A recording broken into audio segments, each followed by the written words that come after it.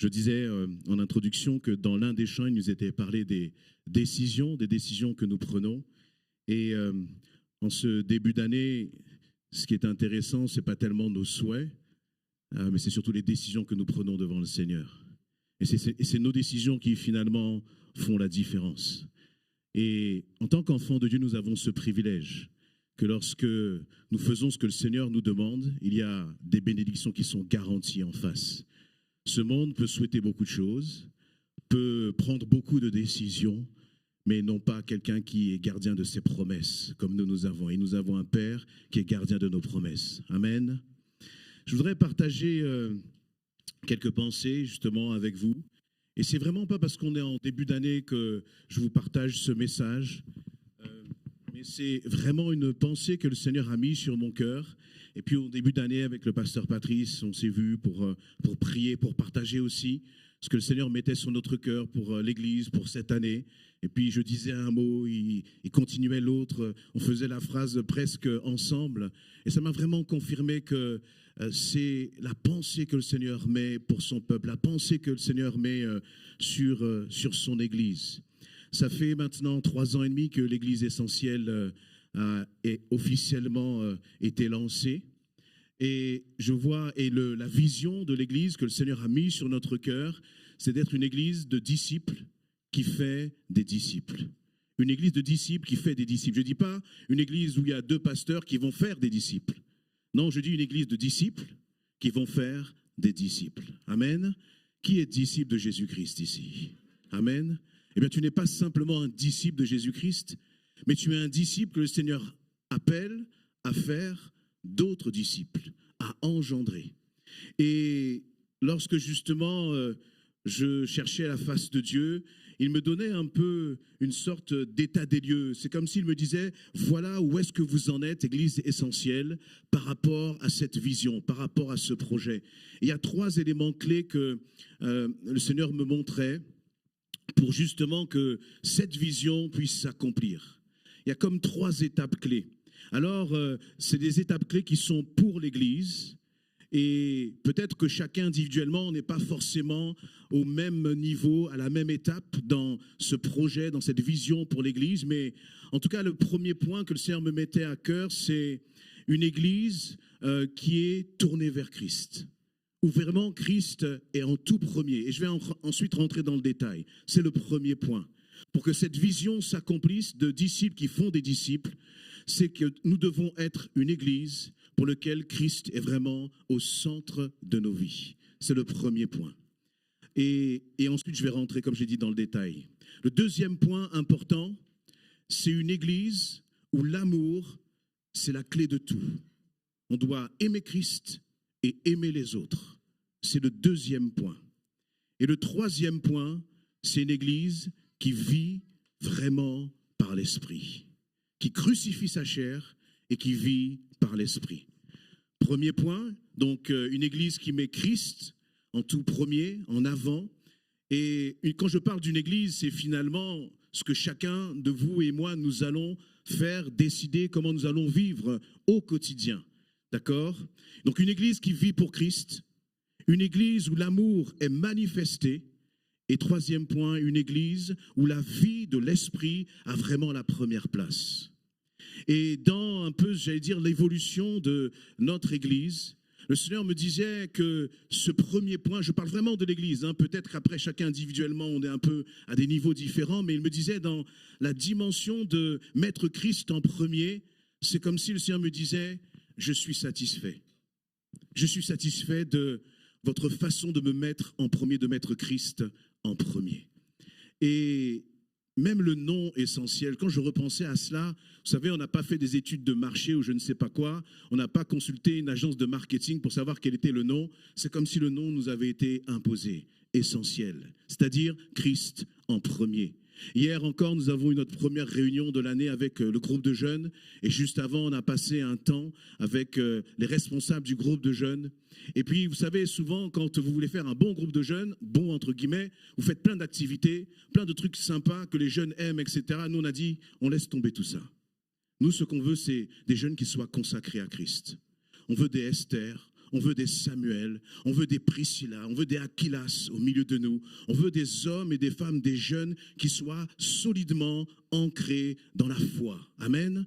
Parce que finalement, ce dont nos jeunes ont besoin et ce dont chacun de nous avons besoin, ce n'est pas les amusements. Les amusements, on peut en trouver beaucoup, mais excusez-moi, ce n'est pas les amusements qui vont délivrer un jeune de la dépression.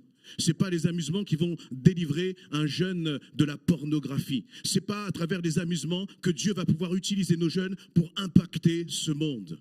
Nous sommes une génération choisie. Mais choisie pour faire quoi? Choisie pour jouer, choisie pour s'amuser ou choisie pour éclairer ce monde? Et vraiment, avec les référents, on était d'accord là-dessus. Moi, j'ai rien contre les amusements, ce n'est pas le problème. Mais vous n'avez pas besoin de l'église essentielle pour vous amuser. On a besoin de l'église essentielle pour marcher avec Christ et mettre Christ en premier. Et puis après que, comment je vois des jeunes qui font un peu la tête, là. Après qu'on ait partagé, qu'on ait prié avec les responsables, on a commencé notre réunion, puis on est parti sur la question des résolutions, quelles sont vos résolutions, etc. Vous savez, tout de suite, le Saint-Esprit a orienté notre échange sur un point, mettre la parole de Dieu au centre. Et on a passé 2 heures quasiment à parler de quoi? Comment je fais pour mettre la parole de Dieu au centre? Et chacun des jeunes qui étaient là, eh bien, on partageait sur nos difficultés, justement, pour mettre la parole de Dieu en centre. Et puis comment, finalement, de façon concrète, on peut y parvenir. Moi, je suis rentré chez moi et j'ai dit, merci Seigneur. Je suis heureux de me retrouver avec des jeunes dont la préoccupation, c'est comment je vais réussir à lire, à méditer la parole de Dieu. Comment je vais réussir à la mettre en pratique dans ma vie. Amen. Quelle grâce. Et je crois que c'est quelque chose sur lequel nous devons justement nous dire, mais Seigneur, comment chaque instant, chaque moment de ma vie, je peux mettre ta parole au centre? Comment chaque moment de ma vie, je peux te mettre au centre, Seigneur? Parce que c'est ça qui va tout changer. Et lorsque je pensais à ces 3 points-là, c'est-à-dire mettre Christ au centre, vivre pour Christ, le 2e point qui est l'amour pour Christ, l'amour pour les autres. Et le 3e point qui est la vie de l'esprit. Il y a comme, le Seigneur a comme imposé dans mon cœur un homme de la parole, qui est l'apôtre Pierre. L'apôtre Pierre. Et quand je commençais à, c'est comme si j'avais pris un avion et puis je voyageais dans ce voyage, je passais en revue justement tous les éléments de la vie de l'apôtre Pierre. Et justement, on va regarder ensemble comment est-ce que ça s'est passé pour lui. Pourquoi l'apôtre Pierre? Bien parce que c'est celui pour lequel Jésus a dit, eh bien, tu es Pierre et sur cette pierre, je fonderai mon église. Mon église. Et moi, si je suis là, c'est parce que, eh bien, j'ai une insatisfaction. J'ai une profonde insatisfaction. Parce que je veux qu'on aille beaucoup plus loin. Je ne veux pas être simplement une église de personnes qui se rassemblent et qui sont simplement heureux de se rassembler. Mais je veux vivre une église dans laquelle la puissance du Saint-Esprit est réellement manifestée. Réellement manifestée. Et j'ai comme une rage en moi. Comme quelque chose qui me dit, on ne va pas encore assez loin. Dans ma vie avec le Seigneur, je n'ai pas encore vécu des choses assez puissantes. Pourquoi est-ce que j'ai ce désir en moi? Pourquoi j'ai cette soif en moi? Parce que lorsque je lis la parole de Dieu, je vois ce que Dieu a accompli dans le livre des Actes. Et laissez-moi vous dire que pour moi, le livre des Actes, ce n'est pas une histoire, ce n'est pas un récit. Mais c'est quelque chose que nous, à l'Église essentielle, nous devons absolument vivre. Je ne veux pas mourir, je ne veux pas quitter cette terre sans avoir vécu la puissance de mon Dieu dans ma vie. Et je ne parle pas de quelques guérisons par-ci par-là, je ne parle pas quelques délivrances par-ci par-là, mais je veux vivre l'extraordinaire de Dieu dans mon quotidien. Dans mon quotidien. Et vous savez, lorsqu'on était là sur la fin de cette année, moi je ne suis pas trop dans les résolutions, les trucs comme ça, même vous voyez les dates, les calendriers, ça ne m'intéresse pas. Mais là, c'est comme si le Saint-Esprit m'a appelé et m'a dit, assieds-toi, il faut que je te parle. Il y a des choses là dans ta vie et dit, ça ne me convient pas. C'est pas suffisant. Ta façon de me prier, le temps que tu passes avec moi à chercher ma face, j'attends plus de toi. J'attends plus de toi. Vous savez, quand le Seigneur vous parle comme ça, il vous parle par amour. Pourquoi est-ce que le Seigneur dit ça?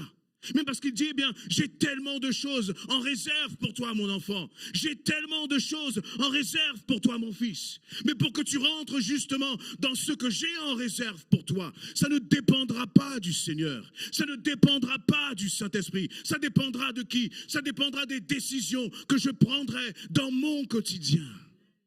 Et cette pensée, bien-aimée, je ne vous la partage pas simplement parce que c'est pour moi.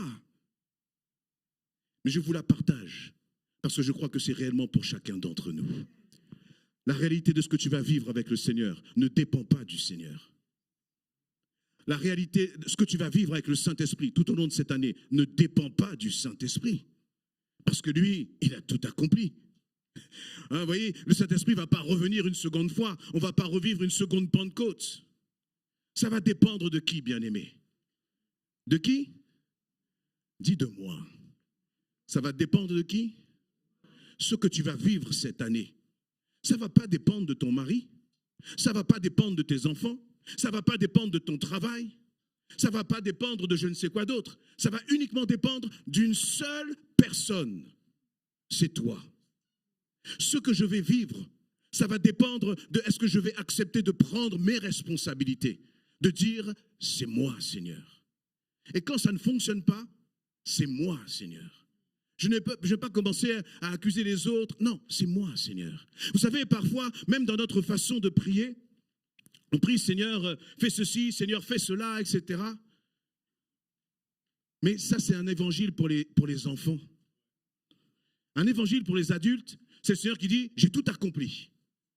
Maintenant, toi, qu'est-ce que tu vas faire? Qu'est-ce que tu vas faire finalement de ce tout accompli que moi, je te donne?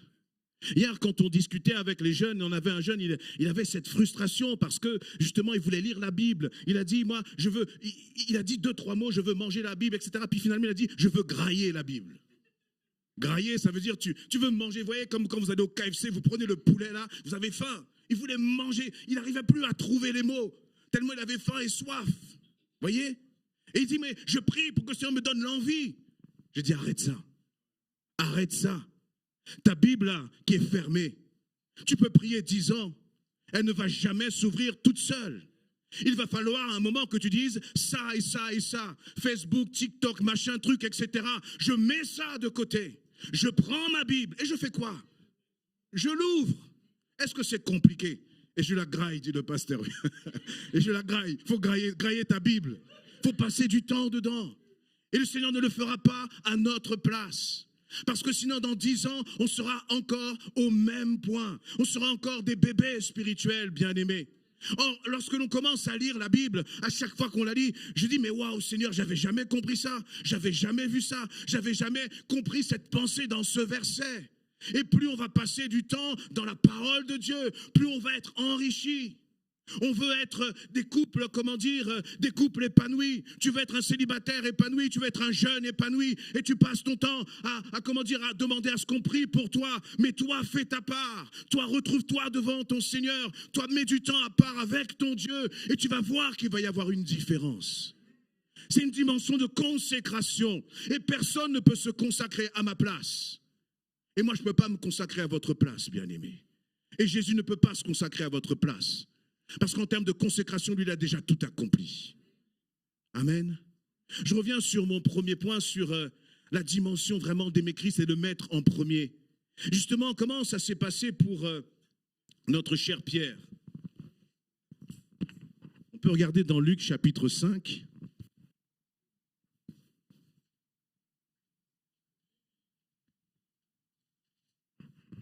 Bon, c'est là où le casque, c'est pratique. Alors, Luc chapitre 5, qu'est-ce qui s'est passé? C'est que, c'est au moment où il est appelé par le Seigneur. Je vais essayer d'être assez rapide. On va prendre à partir du verset 5. Donc, Jésus s'approche de Pierre et il voit qu'ils sont en train de pécher. Et puis, Jésus, verset 4, on va dire. Allez, verset 4, ils sont rentrés bredouilles, là, toute la nuit, ils ont essayé de pécher. Ils ne connaissent pas encore Jésus, hein. Ils ne le connaissent pas encore. Et quand il nous est dit, verset 4, quand il eut fini de parler, il dit à Simon, donc Pierre, avance vers le large, en eau profonde, puis vous jetterez vos filets pour pêcher. Maître, lui répondit Simon, nous avons travaillé toute la nuit et nous n'avons rien pris. Mais puisque tu le demandes, je jetterai les filets. Ils les jetèrent et prirent tant de poissons que leurs filets menaçaient de se déchirer. Alors ils firent signe à leurs associés dans l'autre bateau de venir les aider. Ceux-ci arrivèrent et l'ont rempli les 2 bateaux au point qu'ils enfonçaient. En voyant cela, Simon-Pierre se jeta aux pieds de Jésus et lui dit, « Seigneur, éloigne-toi de moi, car je suis un homme pécheur. » En effet, il était saisi d'effroi, ainsi que tous ses compagnons, devant la pêche extraordinaire qu'il venait de faire. Il en était de même de Jacques et Jean, fils de Zébédée, les associés de Simon. Alors Jésus dit à Simon, « N'aie pas peur. À partir de maintenant, ce sont des hommes que tu attraperas. Tu seras pêcheur d'hommes. » Dès qu'ils eurent ramené leur bateau au rivage, ils laissèrent tout et suivirent Jésus. Amen. Quelle, entrée en matière extraordinaire pour notre frère Pierre. Vous imaginez quelqu'un qui a une start-up, il travaille, il lutte. Et puis il a du mal à faire rentrer l'argent. Il y a des entrepreneurs peut-être au milieu de nous, des artisans, des bien-aimés qui ont essayé de monter des activités. Même lorsque on vient au Seigneur, c'est « Seigneur, fais ceci pour moi, fais cela pour moi », etc. Mais ce qui est extraordinaire, c'est que dans son entreprise, là, il est peut-être au moment où il n'a jamais réussi autant que cela. Vous voyez, Jésus va lui dire, tu vas retourner là, tu vas jeter tes filets en eau profonde. Et il va obéir, alors qu'il ne connaissait même pas Jésus à ce moment-là. Et là, il voit la puissance, justement, de Dieu se manifester. Il nous a dit qu'il était obligé d'appeler l'autre bateau, Jacques et Jean, qui étaient très certainement sur l'autre bateau. Il a appelé les associés, parce qu'ils avaient pêché tellement de poissons qu'ils n'arrivaient pas à les ramener sur le bord. Dieu avait agi. Mais je ne sais pas pour vous, mais moi je trouve surprenant cette décision, cette réaction. Il a travaillé toute sa vie, voyez, pour réussir finalement, pour pouvoir nourrir sa famille. Et au moment où tout va pour le mieux pour lui, qu'est-ce qu'il fait? Il laisse tout. Je rappelle que Pierre, et on le verra tout à l'heure quand on ira dans le livre des Actes, c'est celui que le Seigneur justement va utiliser pour commencer à l'implantation de l'Église. L'implantation de l'Église. Et lui, il n'a pas regardé à ce qu'il avait obtenu, des grâces qu'il avait obtenues du Seigneur, il a tout lâché. Lorsque l'on parle de Pierre, on n'est pas en train de parler de quelqu'un qui est tout seul, qui prend des décisions pour lui tout seul. Vous voyez, on est en train de parler d'un chef de famille. Pierre, il avait son épouse, il avait sa belle-mère, il avait des responsabilités derrière lui. Vous voyez? Et pourquoi est-ce que je suis en train de dire cela? C'est que là, Pierre, il fait une démonstration de ce que c'est que la consécration. Il a suivi Jésus. Nous chantons, je te suis, je te suis, je te suis. Mais qu'est-ce que ça veut réellement dire dans ta vie? Suivre Jésus, qu'est-ce que ça veut réellement dire pour toi dans ton quotidien? Vous vous rendez compte qu'on est dans une génération où on a même du mal à laisser un peu son téléphone pour se concentrer sur le Seigneur. Lui, il a pris la barque, il a regardé les poissons, mais derrière chaque poisson, il y a des centimes, des euros, des dollars. Je ne sais pas si en Galilée, il payait déjà en dollars à cette époque. Mais derrière tout ça, il y a quoi? Il y a toute la possibilité pour lui de nourrir sa famille. Peut-être qu'il a 1 an de revenus. Et il dit, je laisse tout ça. Et vous savez, lorsque le Seigneur justement me reprenait, il me dit, mais ok, t'as soif, mais qu'est-ce que tu es prêt à payer? La réalité, c'est ça. La réalité, ce n'est pas tellement d'avoir soif. La réalité, ce n'est pas tellement de vouloir voir le Saint-Esprit. Vous savez, ça me fait penser à, je crois que c'était Simon là, qui voulait presque payer le Saint-Esprit. Hein? C'est Simon le magicien. Et nous, on est un peu comme ça, vous voyez? Je ne veux pas faire grand-chose. Je ne veux pas donner grand-chose. Mais je veux tout voir de toi, Seigneur. Je veux vivre ta gloire. Zéro, ça ne marche pas comme ça. Ça ne marche pas comme ça. En fonction de ce que tu vas semer, tu vas pouvoir moissonner. Tu ne sèmes rien, nous ne moissonnerons rien. Et vous savez, on commence après dans notre cerveau quand le Seigneur commence à nous reprendre comme ça, on commence à enclencher le chant des excuses. Ah, je ne peux pas parce que ceci. Ah, je ne peux pas parce que cela. Ah oui, mais il y a telle chose, Seigneur éternel, qui fait que. Vous voyez, moi, je commence à dire, ah Seigneur, mais où est-ce que tu veux que je trouve le temps? Vous voyez, le pasteur Patrice et moi, on est des pasteurs à plein temps, mais on n'est pas à temps plein. Comprenez ce que je veux dire? C'est qu'on a un travail à côté, hein, qui est le même que vous. Et puis après, on a les familles à côté. Mais vous savez ce que le Seigneur dit? Soit tu restes avec tes excuses et rien ne va changer, soit tu te débrouilles pour me mettre en premier, et là, moi, je vais agir. Et laissez-moi vous dire une chose. Moi, ma conviction, c'est que 5 secondes du Saint-Esprit, ça vaut 20 heures de préparation. 5 secondes du Saint-Esprit, c'est ce qui fait toute la différence. Et en 1 seconde, Pierre, il a regardé là, les 2 barques pleines, et il a dit, waouh, celui qui est capable de faire cela, il est capable de faire des choses bien plus grandes encore. Les gars, je vous laisse, je pars, hein, et puis j'y vais. Mais quand il y va, encore une fois, ce n'est pas un homme qui est seul. Hein. Vous savez, moi j'ai appris, parce que je suis un peu fonceur. Et quand je fonce, il y a un doigt qui me tape dans l'épaule là, et c'est ma chérie qui me dit, t'as pas oublié que tu es marié? Hein? Vous voyez? Mais je me dis, mais si j'étais seul, j'allais faire beaucoup de choses. Et Pierre, je me dis, mais Pierre, mais comment il a fait? Et finalement, il a pris la bonne décision. Vous voyez, mettre Christ en premier. Et Christ en premier, c'est finalement, et j'aimerais que vous rentriez là ce soir à la maison, et que vous réfléchissiez sur ce que vous allez faire pour mettre Christ en premier. Si vous voulez que les choses changent. Vous savez, le Seigneur ne nous force pas. Lui veut travailler avec qui va se rendre disponible. Tu ne veux pas te rendre disponible, il n'y a pas de problème. Mais si tu veux voir la gloire de Dieu, il va falloir te débrouiller pour que dans ton emploi du temps, le Seigneur ait la première place. On a un emploi du temps qui est rempli de choses qui sont totalement futiles, bien-aimés.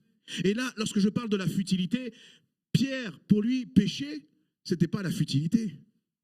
Pierre, il ne pêche pas, il ne mange pas. C'est aussi simple que ça. Hein? Et pourtant, dans ce qui est utile, dans ce qui est légitime, dans ce qui est important, même dans ça, il a su mettre de côté pour dire, Jésus, toi d'abord, je te suis. Amen. Et ça, c'est un point qui est vraiment important. C'est vraiment important. Non pas simplement qu'on le comprenne, mais que lorsque tu rentres à la maison, tu puisses prendre des décisions devant le Seigneur. Des décisions qui vont faire que ta vie va être impactée. Des décisions qui vont faire que ta vie va changer. Va changer. Un peu plus de temps avec ton Seigneur. Un peu plus de temps avec ton Dieu. Amen. Et c'est tellement important que on en a fondamentalement besoin. Il y a ce verset que je vous partage. On était en train de prier avec l'équipe d'intercession là, et puis ce verset est venu sur mon cœur dans Luc 22, verset 28, où Jésus va parler aux disciples, il va leur dire, vous êtes restés fidèlement avec moi au cours de mes épreuves. C'est pourquoi, comme mon Père m'a donné le royaume, je vous donne le royaume à mon tour. Vous mangerez et vous boirez à ma table dans mon royaume, et vous siégerez sur des trônes pour gouverner les 12 tribus d'Israël. Waouh, c'est glorieux.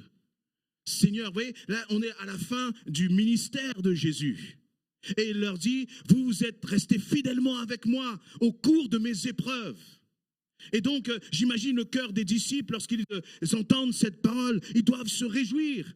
Et puis en plus, Jésus leur dit, vous mangerez et vous boirez à ma table, dans mon royaume, et vous siégerez sur des trônes pour gouverner les 12 tribus d'Israël. Et ils doivent se dire, Seigneur, merci, parce que notre fidélité a été récompensée, on s'est attaché à toi. Mais juste après, si on continue, il y a une parole terrible. Il va dire, Simon, Simon, donc Simon c'est Pierre. Simon, Simon, fais attention. Satan vous a réclamé pour vous passer tous au crible, comme on secoue le blé pour le séparer de la balle. Mais moi, j'ai prié pour toi, afin que la foi ne vienne pas à te manquer. Et toi, le jour où tu seras revenu à moi, fortifie tes frères. C'est comme si le Seigneur dit, vous avez été fidèles. Mais ce n'est pas terminé. Ce n'est pas terminé. Et ces paroles, vraiment, je les ai ressenties pas comme étant simplement pour Pierre, mais comme en étant pour nous. À tel point que je me suis dit, mais Seigneur, est-ce que tu veux vraiment que je partage ce verset avec l'Église? Parce qu'il dit, Jésus va dire, Simon, Simon, fais attention. Et là où il y a écrit Simon, on pourrait remplacer par Église essentielle. Fais attention.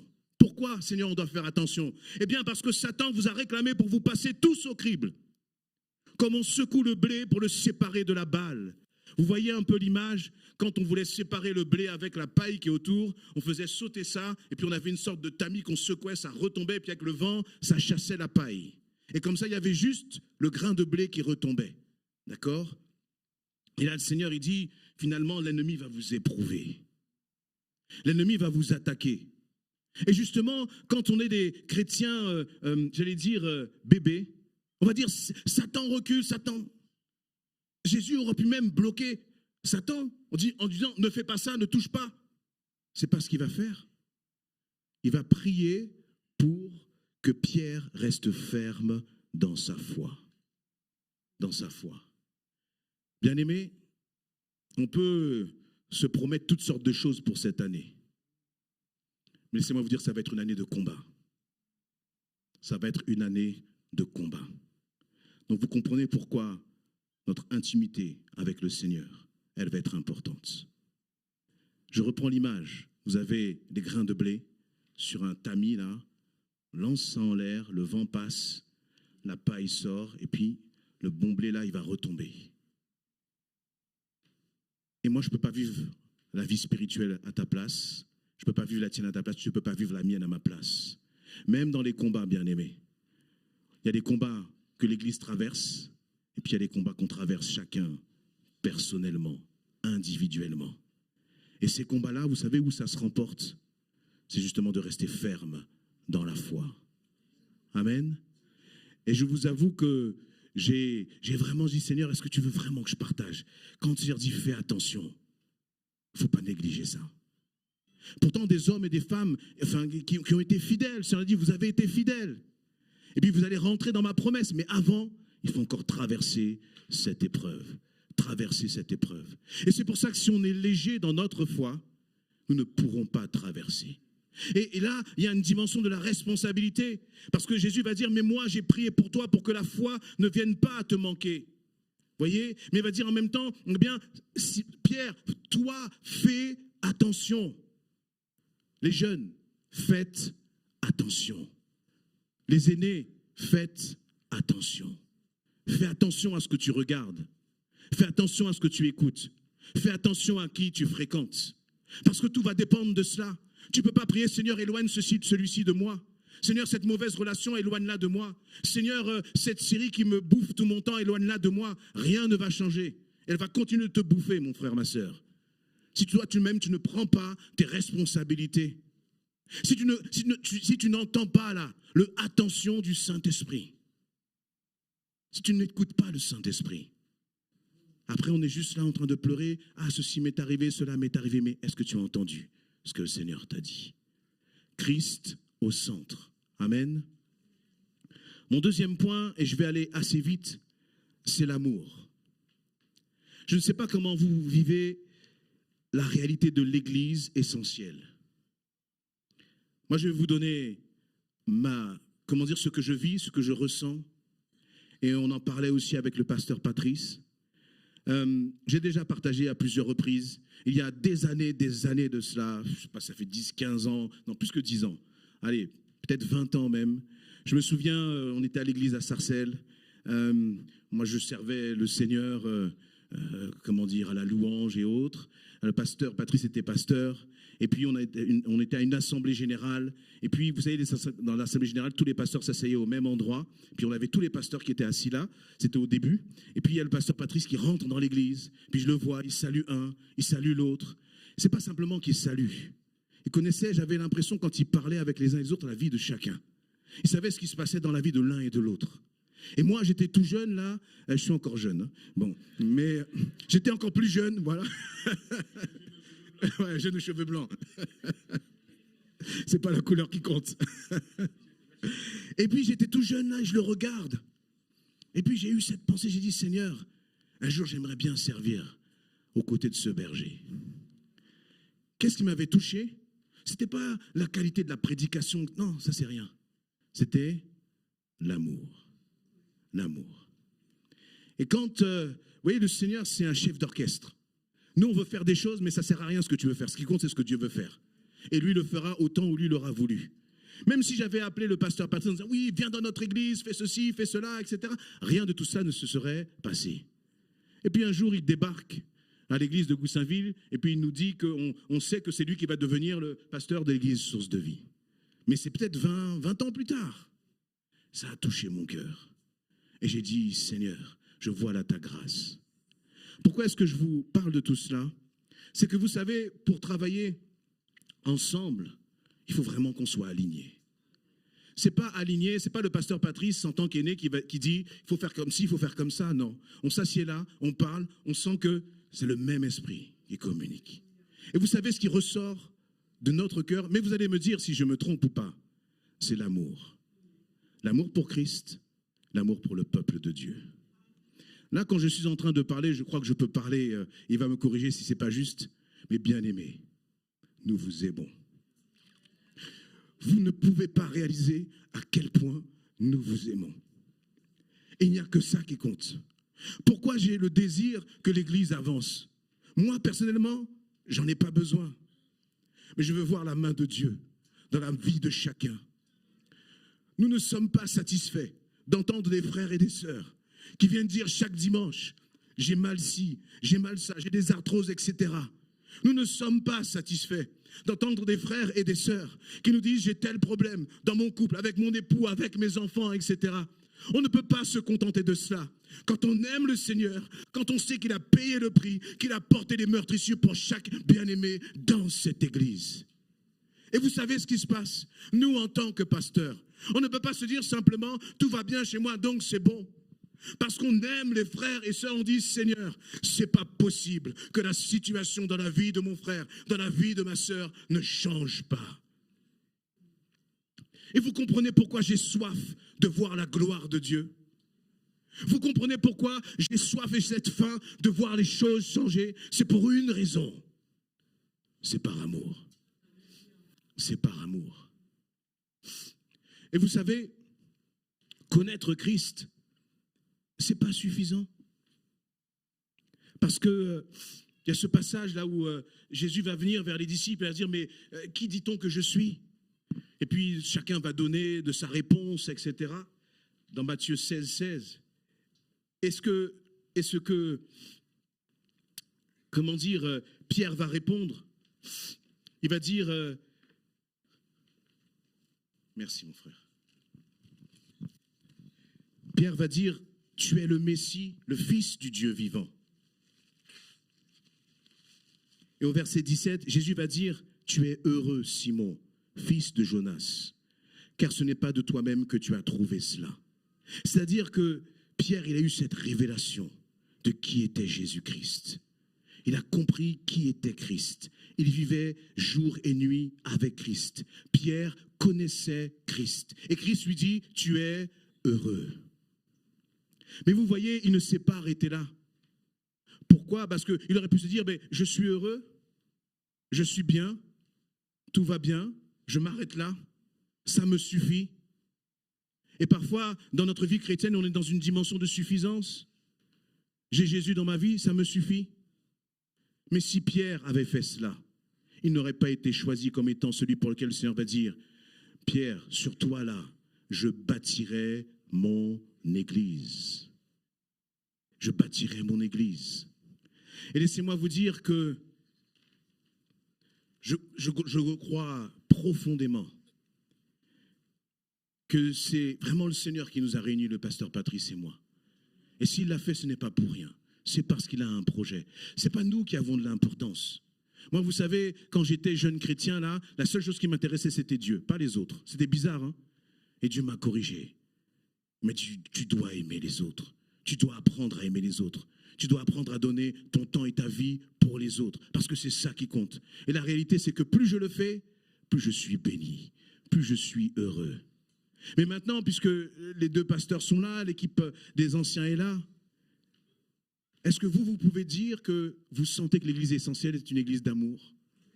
Non, mais vraiment, bien aimé. Si ce n'est pas bon, vous nous dites, nous, on va travailler, on va corriger, on va se mettre au pied du Seigneur. Marlène a dit non, c'est bon. Vraiment, est-ce que vous sentez que c'est une église où vous sentez l'amour? je ne parle pas uniquement de l'amour des pasteurs, parce que n'oubliez pas, nous devons être des disciples qui font des disciples. Ce qui veut dire que toi-même, tu dois être quoi? Une source d'amour pour l'autre. Quand il t'a marché sur le pied, quand le caractère, là, ça ne te va pas trop, etc., est-ce que tu arrives encore à manifester l'amour? La Bible nous dit que l'amour, justement, eh bien, couvre beaucoup de péchés. Parce que c'est parce qu'on s'aime qu'on arrive à avancer ensemble. C'est parce qu'on s'aime que, même si on voit les choses différemment, on arrive à servir le Seigneur ensemble. Et je ne parle pas, encore une fois, de juste de la collaboration. Je ne parle pas de la cohabitation. Il n'y a pas de cohabitation dans l'Église. Notre Dieu n'est pas un Dieu de cohabitation, il est un Dieu d'amour. D'amour, bien-aimé.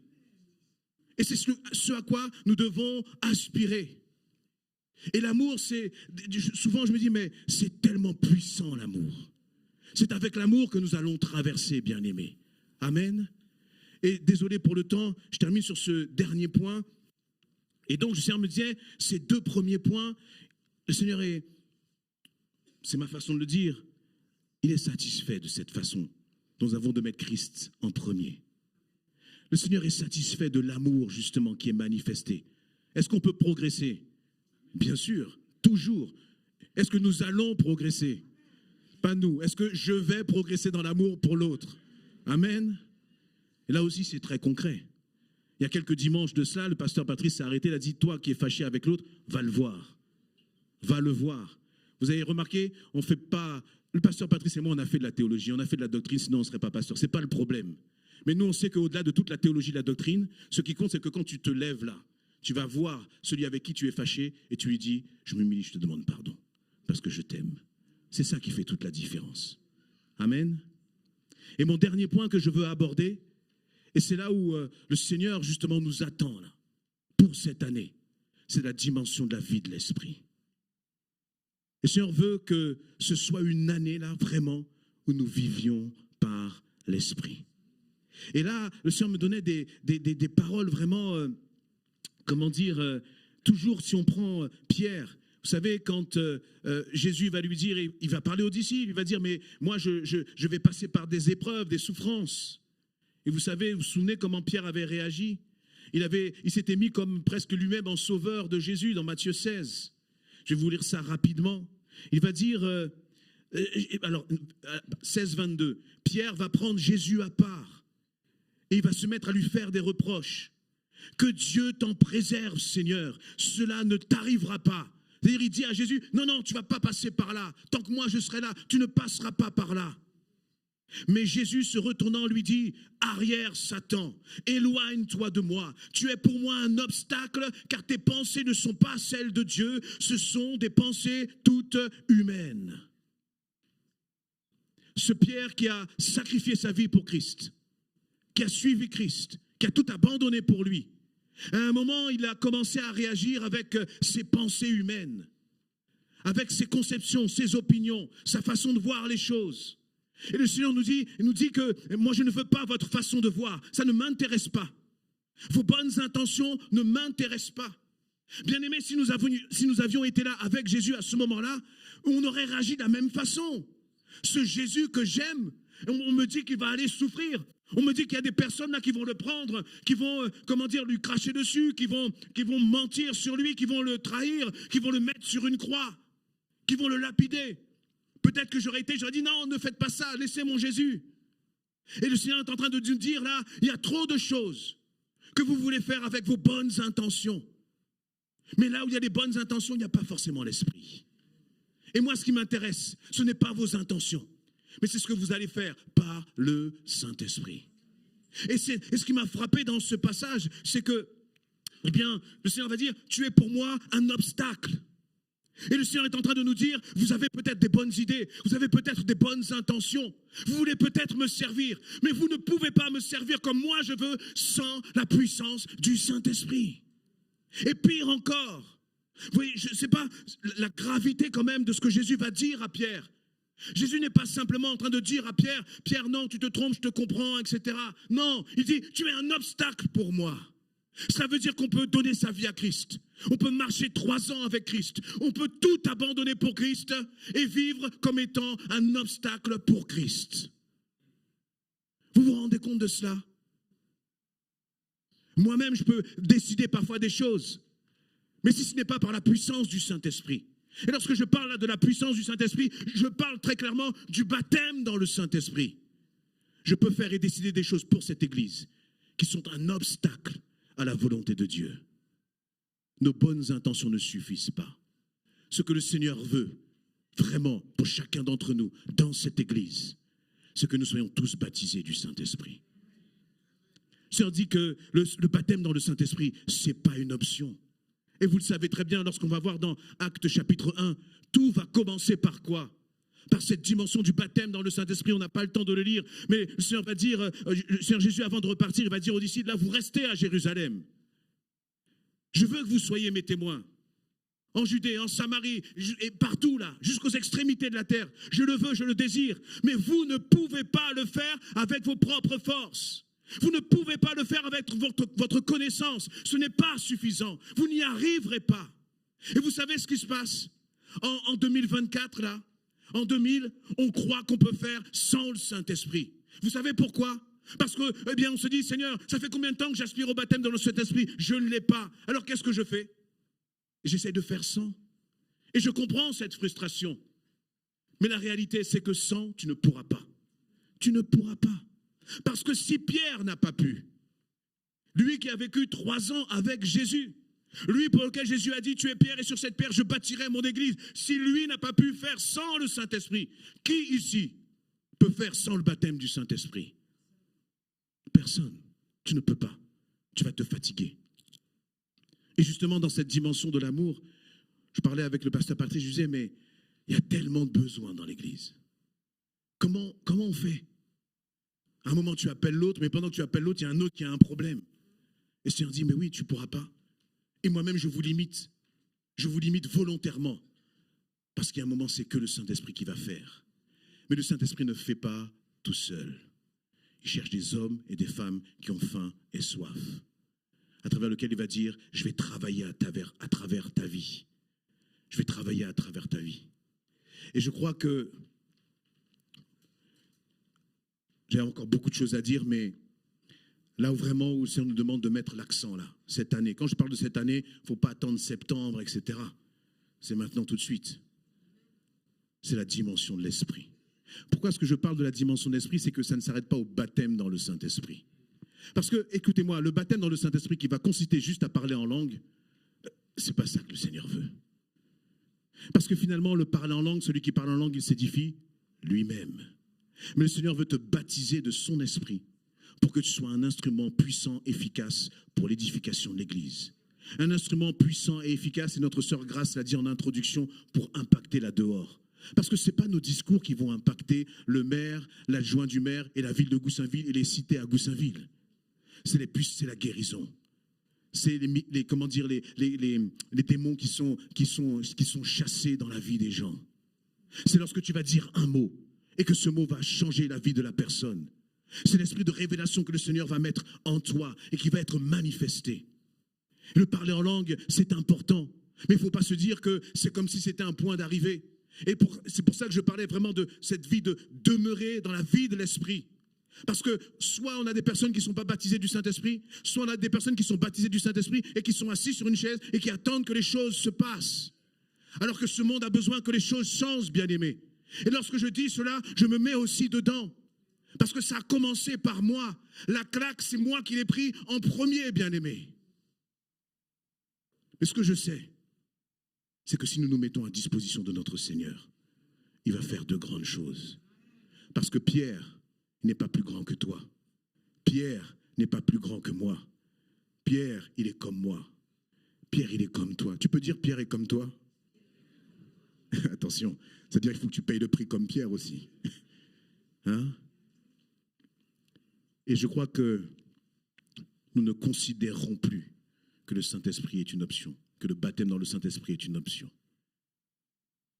Ça va être vraiment le point numéro 1. Tu es d'accord, pasteur Patrice? Le point numéro 1 dans l'église là, ça va être le baptême dans le Saint-Esprit. Ça va être la vie de l'Esprit. Ça va être les dons de l'Esprit. Que personne ne s'arrête juste au parler en langue. Non, non, non. C'est pas pour ça que le Seigneur nous a appelés. Il a dit de chercher les dons les meilleurs. Et on veut vraiment grandir dans cette dimension. Est-ce que vous le désirez, bien-aimés? Et tout ça, c'est toujours par amour. C'est parce que j'aime mon frère et ma sœur, Seigneur, que je veux être un instrument puissant, efficace entre tes mains. Amen.